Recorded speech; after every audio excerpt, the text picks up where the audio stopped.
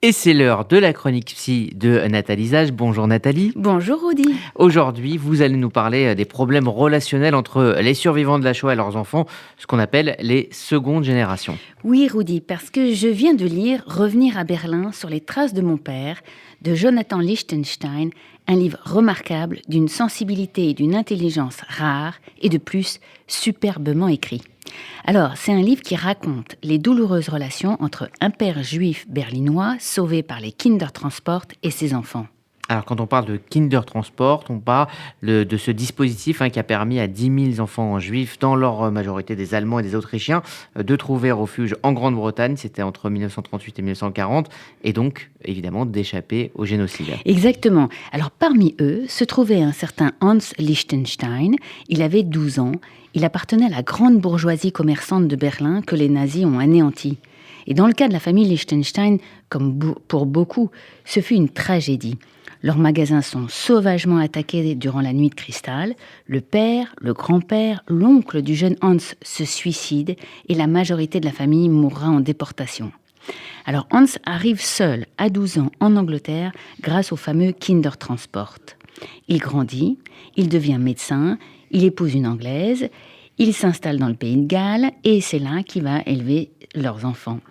Hans est une force de la nature.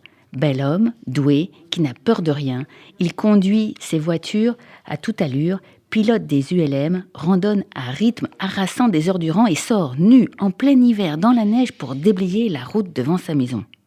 Si Hans est une personnalité appréciée de ses patients, un professionnel hors pair, un être compatissant et généreux pour la société qui l'entoure, à la maison, ce n'est pas le même homme.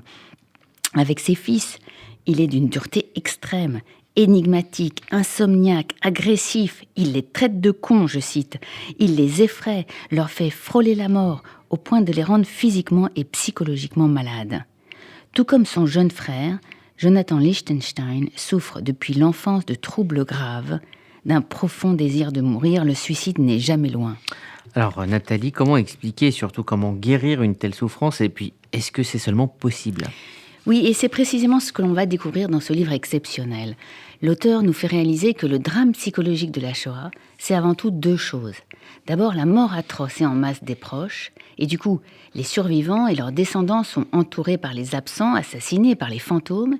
Et deuxièmement, le déracinement et la nécessaire renonciation à l'identité pour survivre. Le jeune juif berlinois, Hans Lichtenstein, doit renoncer à vivre selon son identité première, juif allemand, et doit devenir un homme et un père de famille anglais. En réalité, il demeure un éternel étranger. Et c'est là une des terribles conséquences de la Shoah. Elle a fabriqué des étrangers au sein de la même famille de génération en génération.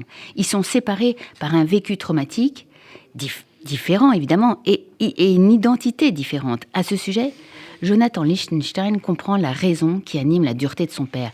Il s'agit pour cet homme de préparer ses enfants au pire, destinés, selon lui, à éprouver le même drame que lui.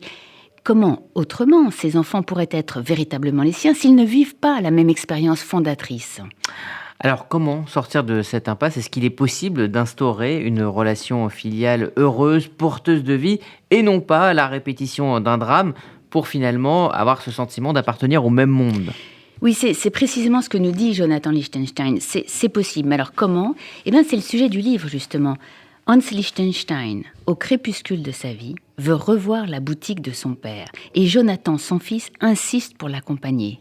80 ans après la nuit de cristal, ils vont ensemble faire à l'envers le voyage qu'avait fait seul le jeune Hans en 1939.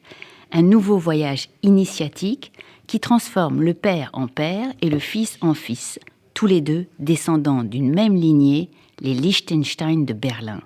Ils se rendent sur les traces de là où vécut la famille prospère avant qu'elle ne disparaisse. Ils rendent visite aux morts, se recueillent sur leurs tombes, y déposent des cailloux que Jonathan Lichtenstein, donc le fils, a rapportés avec lui du pays de Galles. Lors de ce voyage particulier, le père et le fils se sont enfin trouvés. Ils ont établi une complicité. Ils ont acquis une sérénité qu'ils n'avaient jamais connue. Ce fut un voyage de transmission, peu de temps avant qu'Hans Lichtenstein, l'un des derniers enfants du Kindertransport, ne s'éteigne à jamais. Revenir à Berlin, de Jonathan Lichtenstein, paru aux éditions Jean-Claude Lattès, est un livre à lire de toute urgence par les secondes générations et tous ceux qui veulent comprendre les effets de la Shoah dans les familles de survivants.